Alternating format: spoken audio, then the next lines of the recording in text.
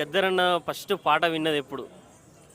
ఓ మా చిన్నప్పుడు ఎప్పుడో రాసుకున్న సిరివల్లే చెట్టు కింద లచ్చువమ్మో లచ్చువమ్మ నువ్వు సినబోయి కూసున్నవెందుకమ్మో ఎందుకమ్మా.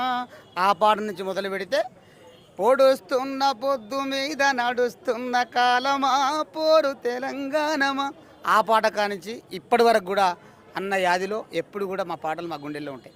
గద్దరన్న రాసిన పాటలలో మీకు అతి ఇష్టమైన పాట ఏది?